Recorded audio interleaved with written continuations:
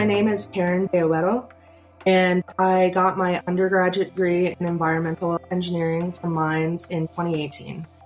And then I got my master's degree in natural resources and energy policy in 2019. I've been working at Newmont Mining since early 2019 while I was still in grad school.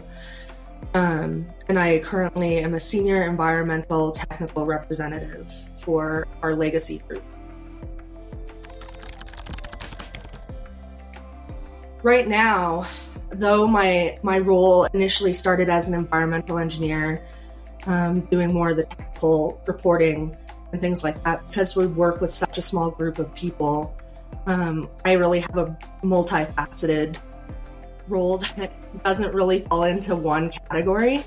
And that's kind of true for all of us in Legacy. And I love that because every single day is different and there's never a dull moment. But I work on environmental reporting for our sites in Colorado. I work on oversight of budgets for those sites in Colorado.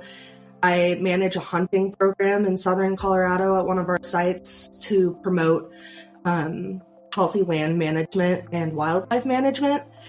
And then on top of that, globally, I help oversee our electrical safety program.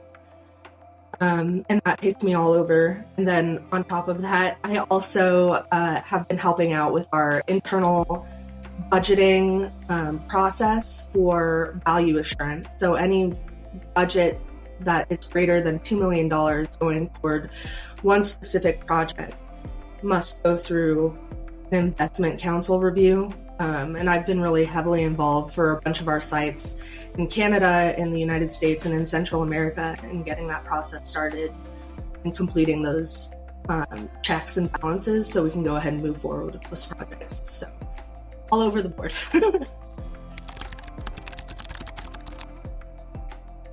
Yeah, there's so many things that we do, especially in the reclamation front.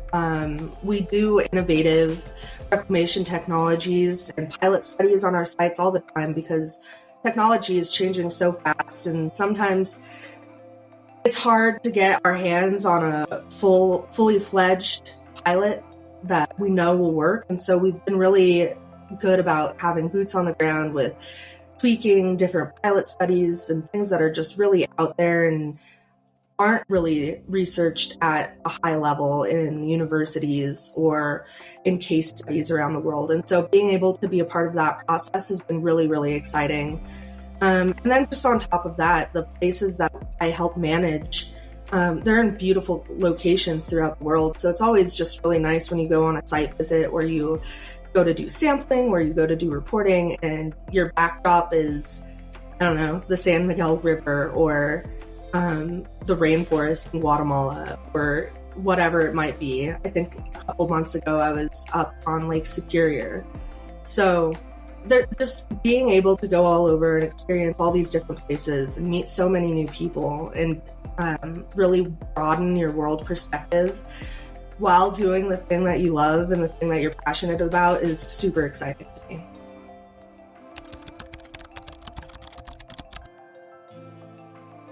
So I grew up in a really small town in northeastern Oregon, and it was primarily a agricultural and ranching community.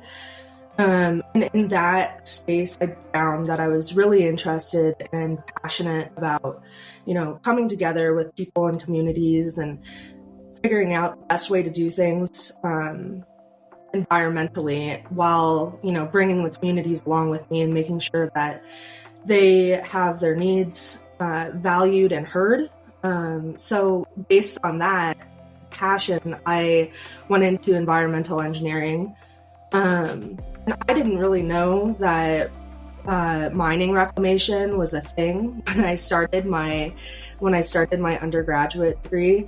I found that reclamation was really the niche of environmental engineering that I really enjoyed, probably around my junior or senior year. So from there, I really started focusing on environmental reclamation for extractives industries, and that's what I focused on in grad school as well. So based on that, I started as an environmental intern with the operational team at Newmont Mining. as a grad student. And in that role, I mostly did, like environmental reporting and sustainability reporting metrics, looking into water balances, biodiversity, and air quality reporting. And in that position, though I really loved it and it was really technical, I found that there is a whole other group within Newmont called the Legacy Group that oversees our reclamation projects and our care and maintenance of our closed sites across the globe. And when I started with Newmont, we probably had, 15 reclamation sites. And then we acquired Goldcorp, and that jumped up to 55.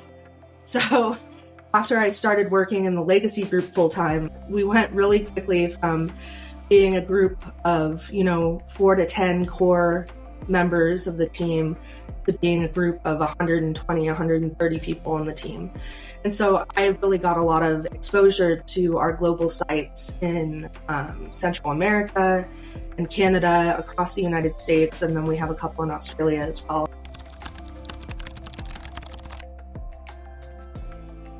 I think one thing that's really important is knowing how to write, knowing how to communicate. In grad school at Mines, especially in the department that I was in, really, really honed those skills.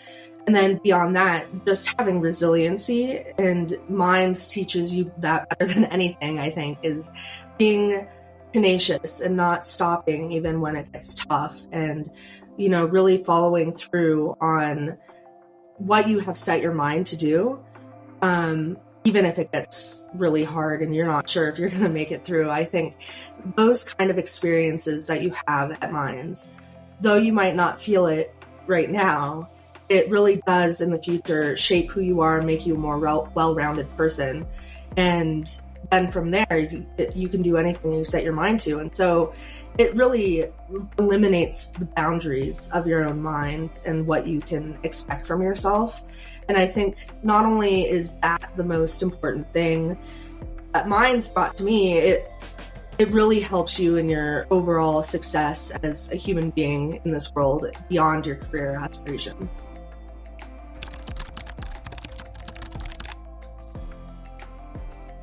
One thing that I noticed immediately after graduating was that it was really difficult to kind of work into the regular 9-to-5 work schedule for a full-time job, because I felt like I wasn't busy enough. I was like, wow, I feel like I'm not doing enough. I'm not busy all of the time. I have weekends, I have free time. What's going on? I feel unproductive. And it took me about 6 months before I finally figured out the groove and how to handle that feeling of having free time. So I think that's a real thing that you have to get used to too, coming out of Mines.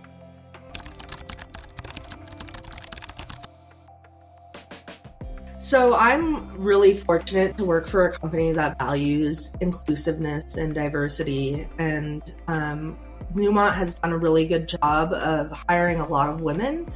I think what's interesting about my particular role is that while I work in the semi-corporate region of Newmont, there's a lot of women who work in the corporate office. So if I was to go into the corporate office every day, I would be surrounded by women all the time.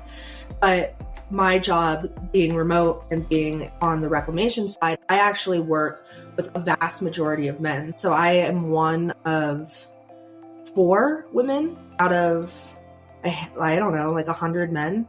So the representation's really, really low. But on the other hand, I'm also super lucky to have all of my male coworkers be incredibly kind, incredibly respectful. They treat me really well. I've never experienced from them any kind of discrimination or anything like that having to do with me being a woman. That being said, that's not always true for groups of contractors or other people that you might work with in the field. And I have experienced having to work with other groups of people who do see my age and my gender, and then they disrespect me, and maybe they don't even mean to. It's unwilling, and it's it's definitely felt. It's a felt issue. And the only thing that you can do is rise your head above it and keep trotting through and keep being a good person and keep treating everybody with kindness, because ultimately at the end of the day, what other people do, say, and feel is not your burden to bear.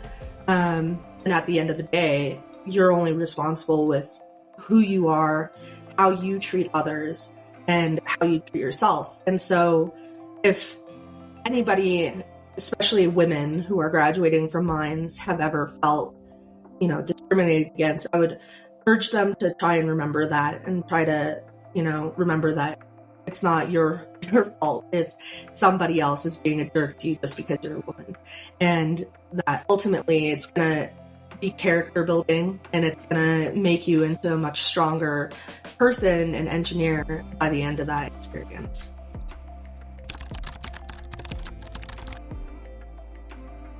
Yeah, I think that the mining industry is definitely booming. We're making a lot of changes right now in Newmont just to expand our operations and do business smarter, I guess it's the best way to put it.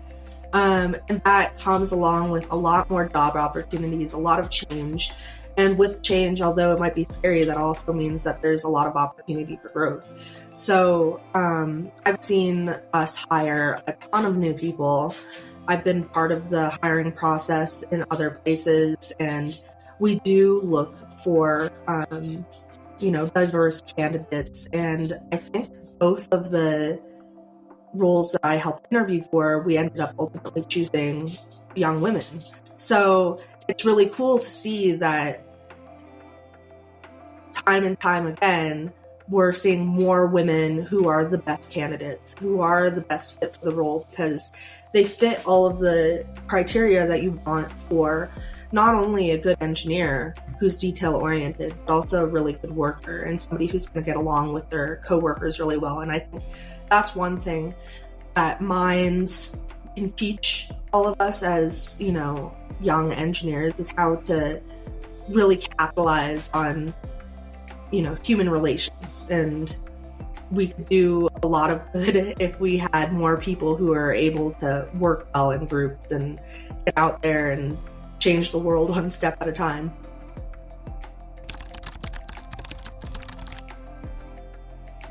I would definitely suggest a few things. So first, network.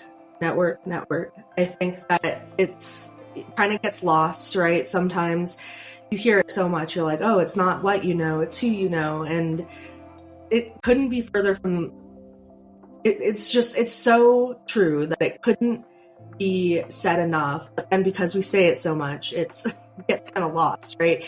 And it's scary to put yourself out there and hand people resumes and say, hey, please give me a job. And after a while of looking, you might feel discouraged, or you might feel like, oh, I'm never going to find a job. But I think that what's important for seniors is that you are willing to go out there and you're willing to say, hey, I'm going to be great for this job. I want you to give me this job, and toot your own horn and be confident, be respectful, and just ask, because it never hurts to ask anybody for anything if that's something that you truly want. I personally got my job by telling somebody that I was interested in the position, or even just working with them, because there was no position open and they created a position for me. If I wouldn't have gone out there and said, hey, this is something I really want to do with my life, then I would have never gotten this job. It would have never existed. So I really emphasize the fact that people need to ask for what they want, not be afraid to do that, because what's the worst that can happen? They just say no, and then you move on, and you move on to the next thing. And sure, it's scary to get rejected, but ultimately you're about to lose a lot more if you don't ask. Then beyond that, just making sure that you don't compromise your values or your ethics for a paycheck. I know that coming out of mines, so many students are really interested in making the most amount of money that they can.